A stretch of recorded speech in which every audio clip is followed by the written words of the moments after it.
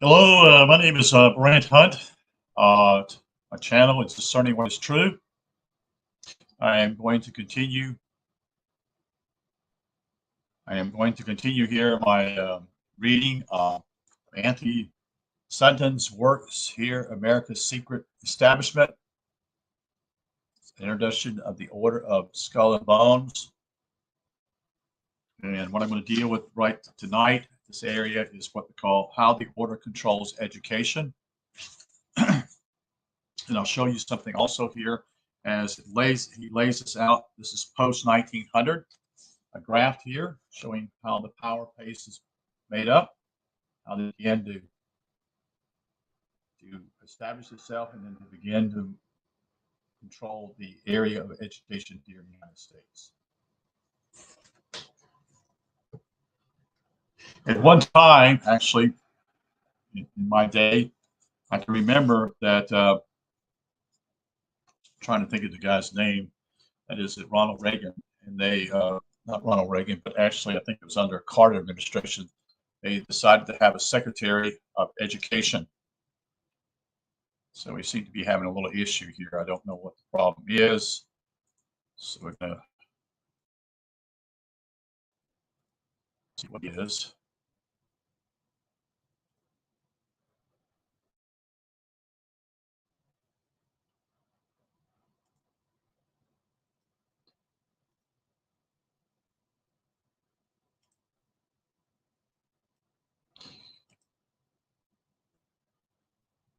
Okay, what I'm going to do is continue the reading tonight. We're going to continue the Anthony Sutton works. And this is all about education, how they got control of education.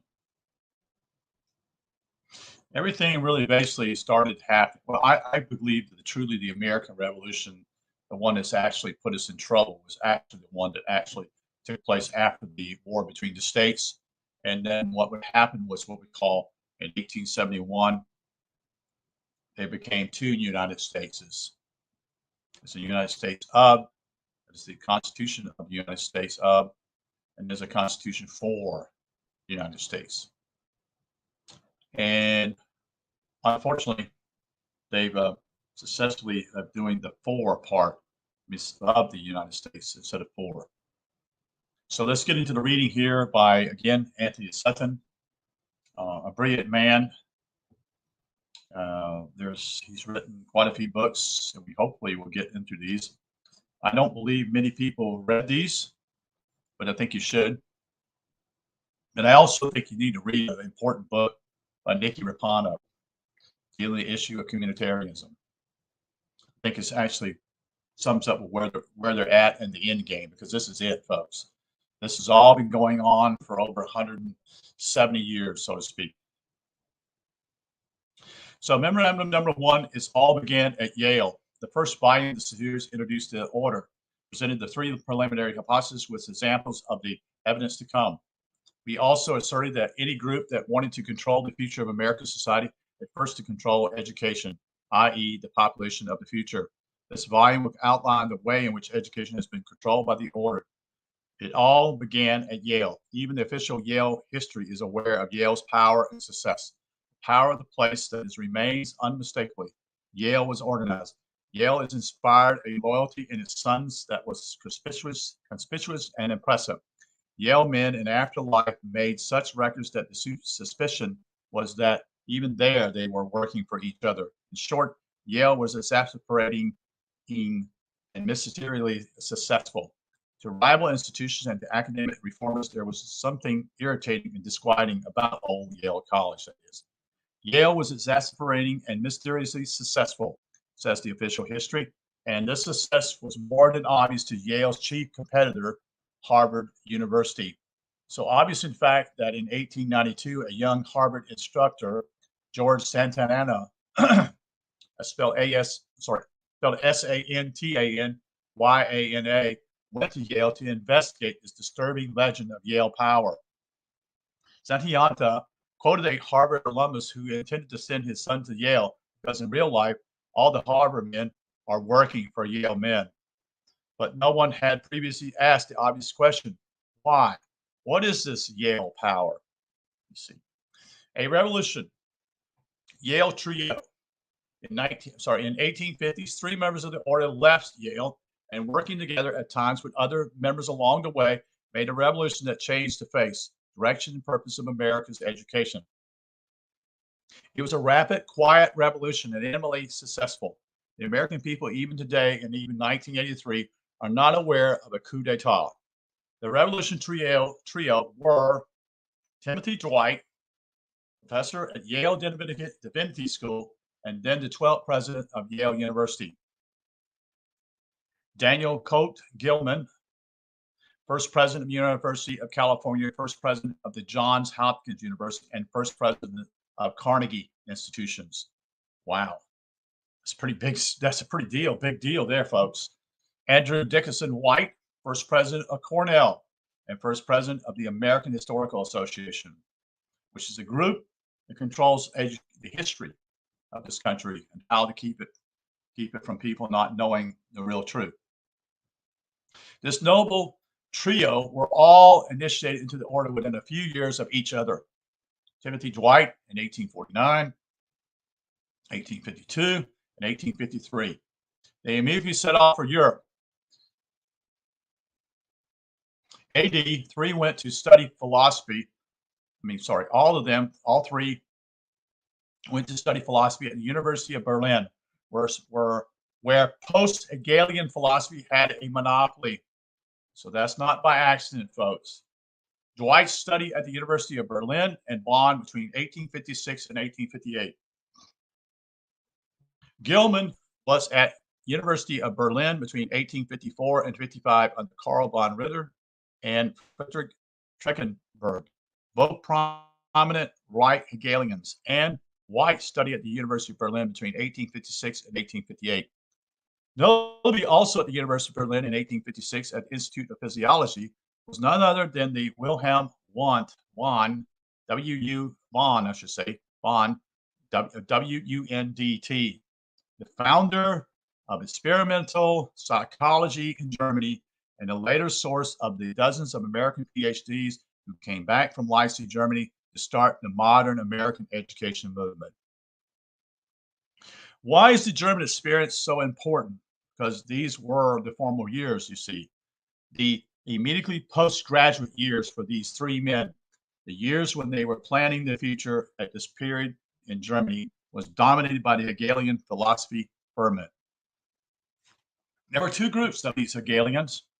The right Hegelians were the roots of Prussian militarism and the spring for the unification of Germany and the rise of Hitler.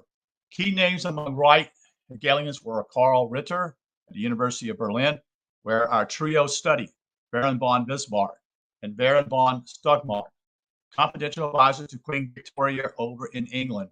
Somewhat before this, Karl Theodor Dadberg, 1744 to 1817, was the Arch-Chancellor in the German Reich, related to Lord Acton in England and to the Illuminati, Bacco v. Verulam, Verulam, in the Illuminati Code, was a right Hegelian. They were also left Hegelians, the promoters of scientific socialism. So both these groups are working together, okay? Most famous of these, of course, is Karl Marx, Friedrich Engels, Heinrich Heine, and Max Stirner, and Moses Hess. The point to hold in mind is that both groups use Hegelian theory of the state as a start point. So they see the state is where the power is, when in reality, what we should understand is the state does not have superior power. It's the individual that has power. Okay?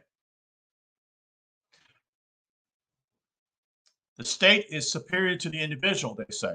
Prussian militarism, Nazism, and Marxism have the same philosophical roots, and it left a mark on our trio, you see. Daniel Coate Gilman wrote his sister in 1854 that what he most desired to do on returning home to America was to influence New England minds. Extract from one Gilman's letter is worth quoting at length. Daniel C. Gilman in the early 70s as president of the University of California. Daniel C. Gilman is the president, early 70s, as president of the U.S. Also showing a picture of him, sorry. Gilman wrote his sister from St. Petersburg in 1854. And what do you think I am keeping for? Tell me, someday when you write, for every year makes me feel that I must draw nearer to a point. When I go home to America, I must have some definite notions. Day and night, I think of that time, and in all I see and do, I am planning for being useful at home. I find my wishes cling more and more towards a home in New England, and I long for opportunity to influence New England minds. If I am an editor, New York is the place. But to tell the truth, I am a little afraid of its excitements. That is, its politics, its money-making world. That is, it. I look, therefore, more and more to the ministry as probably the best place where I'd like to be. I can do more good than anywhere else. That is to say, if I can have a congregation which will let me preach such things as we have taught over so many times in our in our upstairs conflicts. I am glad you remembered those talks with pleasure, for I look upon them as among the greatest providences of my life. If ever I make anything in this world or another, I shall owe it to the blessing influence of home.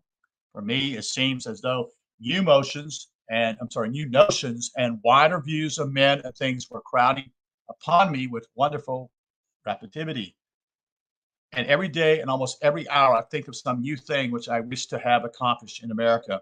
I find my thoughts unconsciously almost dwelling on the application of Christianity or the principle of the New Testament to business, study, public education, political questions, travel, and so forth.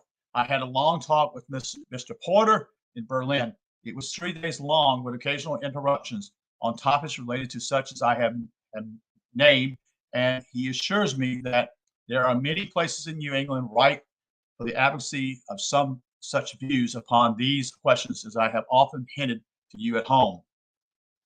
I told him a great deal about my thoughts on such things, talking quietly and frankly and perhaps more fully than I ever have shared with others, that is, ever done with you girls at home. It seems exceedingly interesting. He told me that the kind of preaching I spoke of was the kind now needed, the kind which would be more influential, of good, and on the whole, he encouraged me to attempt it. I feel more and more desirous to do so and shall keep on. And all I see and hear abroad with the examination of every influence now working upon men, churches and schools, politics and literature. Daniel Coates, C-O-I-T, Gilman is the key activist in the revolution of education by the order.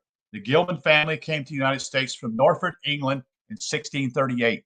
On his mother's side, that is the Colt family, came from Wales to Salem, Massachusetts before 1638. Gilman was born in Norwich, Connecticut, July 8, 1831, from a family laced with members of the order and links to Yale College, as it was known at that time.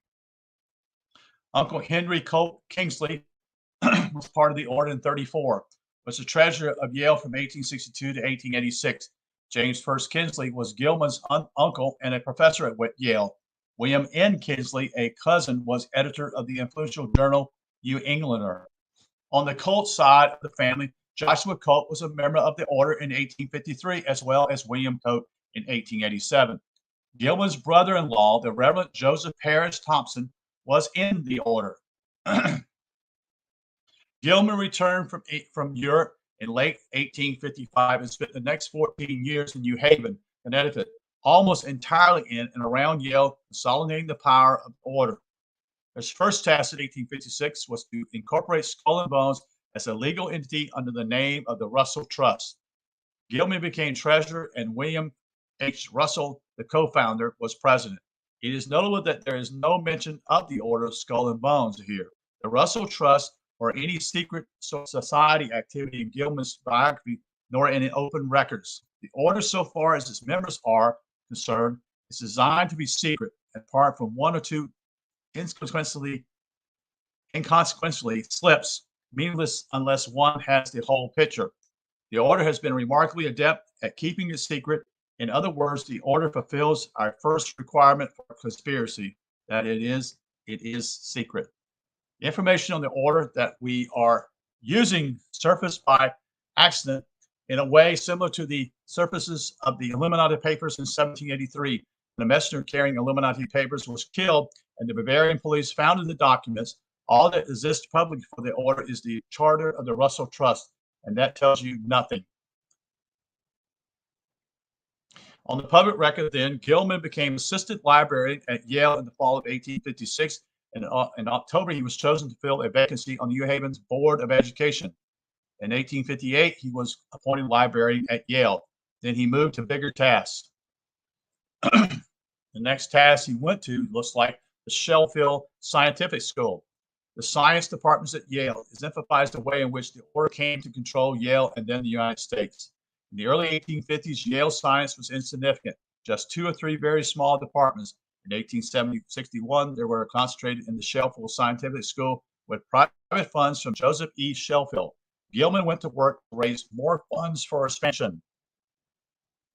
Gilman's brother had married the daughter of chemist Professor Benjamin Stillman, who was also of the order in 1837.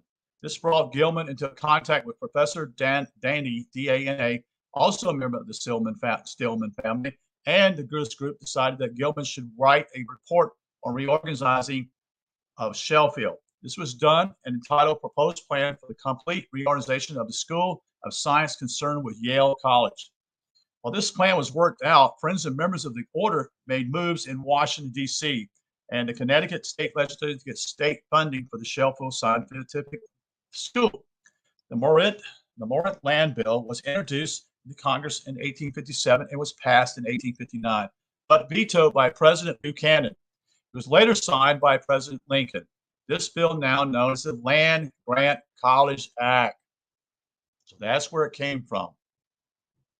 Donated public lands for state colleges of agriculture and science. And of course, Gilman's report, just such a college, was ready. The legal procedure for the federal government to issue land scrip and proposition to a state representative, but a state legislature first had to pass legislation accepting the scrip. Not only was Daniel Gilman first on the scene, that is to get federal land scrip, he was the first among all the states and grabbed all the Connecticut share for Sheffield Scientific School, that is. Gilman had, of course, tailored his report to fit the amount forthcoming for it. No other institution in Connecticut received even until 1893, when Storrs, S-T-O-R-R-S, Agriculture College received a land grant. Of course, it helped that a member of the order, Augustus Brandy, that is the member of the 49 class, 1849, was Speaker of the Connecticut State Legislature in 1861 when the state bill was moving through, accepting Connecticut share for Sheffield. That is, other members of the order were likely Stephen W. Kellogg and William Russell, were either in the state legislation or had influences from past services. The order repeated the same graph for public funds in New York State. All the New York share of the Land Grant College Act went to Cornell University. Andrew Dickinson White, a member of our trio, was a key activist in New York and later became first president of Cornell. So you get the picture here, folks. Daniel Gilman was rewarded by Yale and became professor of physical geography at Sheffield in 1863. In brief, the order was able to corner the total state shares for Connecticut and New York, cutting out other scholastic institutions. Get it? This is the first example of scores we shall present in this series, how the order used public funds for its own objectives. And this, of course, is the great advantage of Hegel for elite. The state is absolute, but the state is also a fiction, you see. So if the order can manipulate the state, in effect becomes the absolute. A neat game, you see. And like the Hegelian dialectic process we cited in the first volume, the order has worked it like a charm. Back to Sheffield Scientific School. The order now has funds for Sheffield and proceeds to consolidate its control. In February 1871, the school was incorporated and the following became trustees: Charles J. Sheffield, Professor G.J. Brush, that is Gilman's close friend, Daniel Cope Gilman, the order 52, W.T. Trowbridge, John S. Beach, the order from 39, Williams W. Phelps, the order of 1860. Out of 6 trustees, 3 were in the order. In addition, George St. John Sheffield, son of benefactor, was initiated in 1863.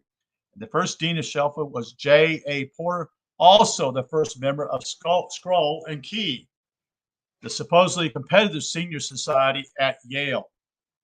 How the order came to control Yale University. From Sheffield Scientific School, the order broadened its horizons. The order control over all Yale was evident by the 1870s, even under the administration of Noel Porter, who had it from 1871 to 1881, who was not a member. In the decades after the 1870s, the orders tightened its grip. The Iconoclast, that is their magazine, newspaper, I should say, October 13, 1773, summarizes the facts we have presented on control of Yale by the order. Without being fully aware of the details, they had obtained control of Yale. Its business is performed by them. Money paid to the college must pass into their hands and be subject to their will. No doubt they are worthy men in themselves, but in many whom they look down upon, while in college cannot so far forget as to give money freely into their hands.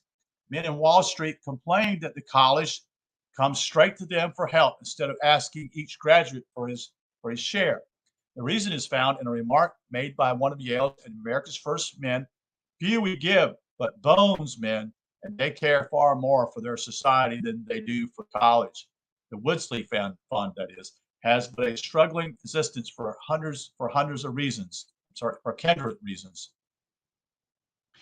Here then appears the true reason for Yale's poverty. She is controlled by a few men who shut themselves off from others and assume to be their superiors. The anonymous writers, that is, of Iconoclast, blames the order for the poverty of Yale, but worse was to come. President Noah Porter was the last of the clerical presidents of Yale, and the last without ever either membership or family connection to the order. So he was what we call a clerical, so it had to be something to do with some type of church deal, which Yale was just like Harvard, as far as I remember, had a divinity school at first. After 1871, the Yale presidency became almost a fiefdom for the order. From 1886 to 1899, member Timothy Dwight, graduate of 1849, was president, followed by another member of the order, Arthur Trinity Hadley, Hadley, from 1899 to 1921. Then came James B. Ardell from 1921 to 37, not a member of the order, who came to Yale from the University of Chicago, where he worked with Dewey, built the School of Education, and was past president of the American Psychological Association. From 1937 to 1950 was Charles Seymour, a member of the order, was president, followed by Alfred Whitney Griswold from 50 to 63.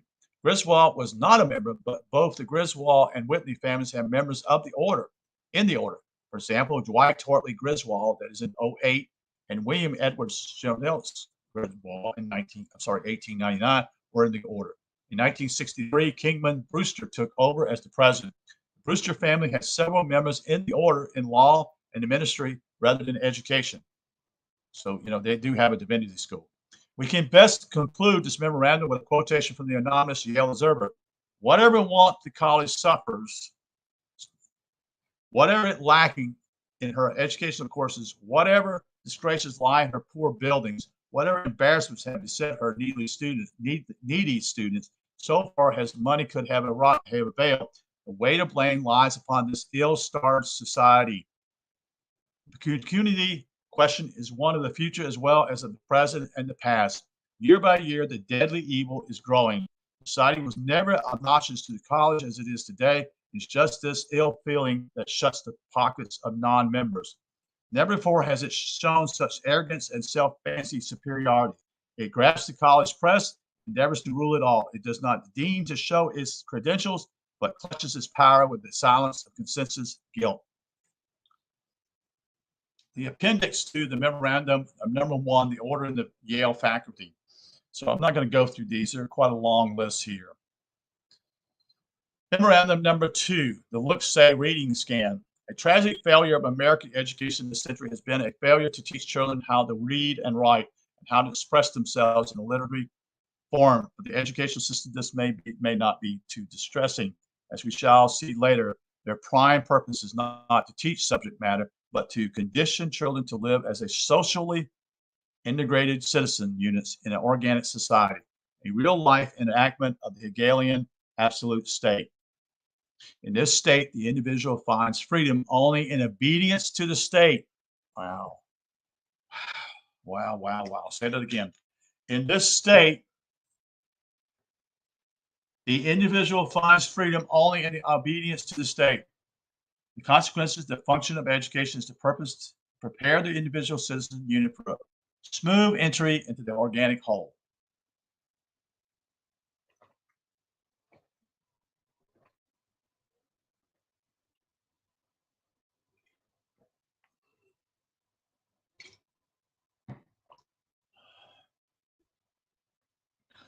So you see why. Continue. However, it's puzzling that the educational system allowing reading to deteriorate so markedly, it could be that the orders wants the citizen components of the organic state to be little more than automatic order takers. After all, a citizen who cannot read and write is not going to challenge the order. But this is surmise. It is not on the basis of the evidence presented at hand, a probable position. In any event, the system adopted the look-say method of learning to read, originally developed for deaf mutes. The system had produced generations of Americans who are functional illiterate. Yet reading is essential for learning, and learning is essential for most occupations.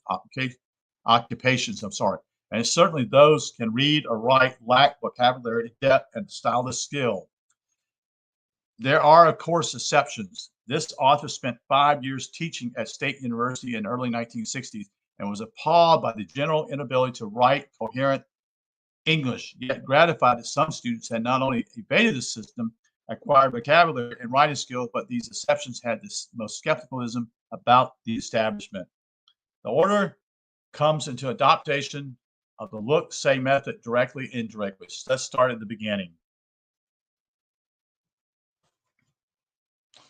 The founding of the deaf-mute instructions, look-say reading methods were developed around 1810 for deaf-mutes by a truly remarkable man called Thomas Hopkins Galland, G-A-L-L-A-U-D-E-T. Thomas H. Galland was the eldest son of Peter Wallace Galland, descended from a French Huguenot family, and Jane Hopkins. Jane Hopkins traced her ancestry back to John Hopkins and the Reverend Thomas Hooker in the 17th century, who broke away from the Congregational Church to help found Hartford, Connecticut. This parallels the story of the Lord family, see volume 1. The Lords also traced their ancestry to the Hopkins and Hooker, and the Lords founded Hartford, Connecticut. And it was in Hartford, Connecticut in 1835 that a printer named Lord produced Thomas Gonfalon's first look-say primer, called Mother's Primer. Gonfalon's original intention was to use the look-say method only for deaf mutes who have no concept of a spoken language and are therefore unaware of phonetic sounds for letters. For this purpose, Gonfalon founded the Hartford School for the Deaf in 1817, and the Gonfalon system works well for the deaf mutes, but there is no obvious reason to use it for those who have the ability to hear sounds. Here it is. In 1835, in 1835, Mother Primers was published in the Massachusetts Primary School Committee under, guess who? Horace Mann. Horace Mann immediately adopted the book on an experimental basis. Later, we shall find that Horace Mann ties directly to the order. In fact, the co-founder of the order. On pages 73 and 74, we produce 2 pages from the second edition of 1836 with the following directions to the teachers, pointing to the whole word frank, but not to the letters. Nothing is yet to be said about the letters. Mother's primer, teach her child its letters, how to read, lowest class in primary schools on a new plan, by Reverend Gonfalon. This is the one for the mutes, you see. Then there's this show, Frank and Jane. Do you remember this, folks? I do. I remember, what was it, Dick and Jane? Is that what it was when I was taught in school? It was Dick and Jane. Frank, Jane, Jane, Frank. Frank, Jane. Anyway, that's how they got started out. Then you had dog, cat, cat, dog. Dog, cat, Frank, Jane. Anyway, why did Horace Mann push a method designed for deaf mutes onto a school system populated with persons who were not deaf mutes? There are two possible reasons. The reason can take his or her the reader can take his or her pick. First, in 1853, Mann was appointed president of Antioch College. The most influential trustee of Antioch College was the co-founder of the order, Alphonso Taft. Second, Mann never had a proper education and consequently was unable to judge a good method from a bad method for reading. Well, here's a description of Mann's school days. The opportunities for the lad's schooling were extremely meager. The locality enjoyed the reputation of being the smallest school district with the poorest schoolhouse, the cheapest teacher in the state. Mann's teacher was Samuel Barrett, and we quote, in arithmetic, he was an idiot. He could not recite the multiplication table and could not tell the time of day by the clock. 6 months of the year, he was a earnest and reliable teacher that is tasting nothing stronger than tea. Then for another 6 months, he gave himself up to the state of beastly drunkenness. By 1840, there was a backlash, and the look-say system was dropped in Massachusetts. The second attempt, towards the end of the 19th century, the order came on the scene, and the look-say method was revived. The youngest son of Thomas Hopkins and Sophia Goddard was Edward Minor Gallot. Two of his sons went to Yale and became members of the order. Oh my God. Their names was Edison Princeton Gauntlet in 1893, who became an instructor of physics at Yale, and Herbert Draper Gauntlet in 1898, who attended Union Theological Seminary and became a clergyman. Then the method was adopted by Columbia Teaching College and the Lincoln School. So we know that Columbia Teaching College is Columbia University now. The thrust of the new duly inspired system of education was away from learning and towards preparing a child to be a unit in the organic society. Look-say was an ideal for the doers. It skipped one step in the learning process. It looked easy and de-emphasized reading skills. The educational establishment rationalized look-say, be claiming they are up to the turn of the century. Reading was taught by synthetic methods, i.e. children were taught letters and associated sound values. Then they learned to join syllables to make words. This was held to be uninteresting and artificial. Educational research, it was claimed, demonstrated that in a reading, words are not analyzed into component letter parts, but seen as complete units. Therefore, learning to read should start with complete units. Continue the section of education. Of course, there were gigantic non-sequel in this reasoning process. Certainly, a skilled reader does see words as complete units, and a real skilled reader does see lines and paragraphs as a glance, but the accuracy of perceiving the whole is based on the degree of understanding and knowledge of the component parts. The educational establishment argues today, even in the 1980s, that based on further experimental testing, it is easier for a child to read the line. That is, the rocket zoomed into space, than the cat sat on the mat. The first line has contrasting visual structure, and the second quote has a similar visual pattern. What they have done now is to make a mountain out of a molehill, convert the relatively simple task of learning to read to an unnecessary complex system. Why? That we shall see as the story progresses. Again, this is a visual pattern of the words here. Take a picture. This is the end. I'll take a picture of it. The cat sat on the mat. The rocket zoomed into space. The visual patterns of words in 2 sentences. How children are taught to read and why they can't. Memorandum number 3, the Illuminati connection. We need to trace 3 historical lines in modern education. The first we looked at in memorandum 1. Number 2, the development of the look-say method of reading, its abandonment, and its later adoption around the turn of the century. Another line is the import of the experimental psychology of William Wundt, W-U-N-D-T, into the United States by the order. This we shall examine in memorandum number 4. For the moment, we want to briefly trace the influence of John Friedrich Herbart, Herbart, H-E-R-B-A-R-T, a major German philosopher of the early 19th century. Theirs was at one time in the United States a National Herbert Society for Scientific Study of Education to adapt Herbartian principles to American education. Later, this became just the National Society for the Study of Education. You don't hear too much about Jonathan Herbert today, do you? I never even heard of the guy. But his influence survives in the so-called enriched school curriculum and in current educational methodology. Our purpose in this memorandum is twofold: to show the Hegelian aspect of Herbartian theory and to trace the Illuminati connections. There is no direct connection to the order, however, in a subsequent book. We will trace the order to the Illuminati, and this section will then fill into the logical place that is. Herbart was an educational theorist as well as a philosopher and psychologist, and strongly influenced by Wilhelm Wundt. For Herbart, education had to be presented in a scientific correct manner, and the chief purpose of education for Herbart is to prepare the child to live properly in the social order of which he is an intricate part. Following Hegel, the individual is not important, you see. The mere development of individual talent, of individual fitness, mental power, and knowledge is not the purpose of education. The purpose is to develop personal character and social morality. And the most important task of the educator is to analyze the activities and duties of men within society. The functions of instruction is to fulfill their aims and impart to the individuals the socially desired ideas. Morality for Herbart, therefore, is what is good for society following Hegelian theory. Herbartians favor grouping of subjects around a core topic, that is, i.e., the groupings of history or social science and English literature. This enables the teacher to more easily draw out those notions useful to the object.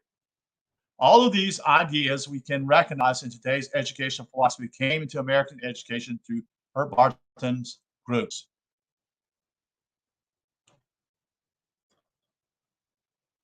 The Illuminati connection. Johann Herbart studied at the University of Jena, Jena, and came under the influence of Johann Herder, Herder, Friedrich Schusser, and Johann Fichte. And Johann Goethe. Later in Switzerland, Herbart came into contact with Johann Pestalozzi. What is interesting about these names, and they comprise the most important influence on Herbart, is that they are either known members of the Illuminati or reputed to be close to the Illuminati order. Wow. Let's take each name in turn. Johann Goethe Herder, 1744 to 1803, was Damascus Pontifex in the Illuminati. Damascus Pontifex, Pontifex. Johann Fichte, we have already noted in the previous volume, was close to the Illuminati and pushed by Goethe, that is Abaris, for the post of University of Jena, where Johann Herbart was studying. Friedrich Schüller, 1759 to 1805, was known in the circle but not reliably recorded as an Illuminati member. Johann Wolfgang Goethe, 1749 to 1832, was Abaris, Abaris, in the Illuminati. We have even more precise connection for another prominent Illuminati, Johann Heinrich Pestalozzi, 1746 to 1827, a Swiss teacher of some renown, living at Interlaken and known as Alfred in the Illuminati Code. Before Herbart completed his doctorate just after the turn of the 19th century, he spent 3 years at Interlaken in Switzerland. Out of his contact with Pestalozzi came theories, much of which is rubbed off onto Herbart. The book in Pestalozzi's Ideal Eins, E-I-E-N-S, ABC der Hohenschön, Untersuchten and Wissenschaften ausgeführt. Pestalozzi's idea, the ABC of sense impression. This book has been translated, and we produced a copy of the title page of the 1896 New York edition. This is not insignificant. It is a commentary by a prominent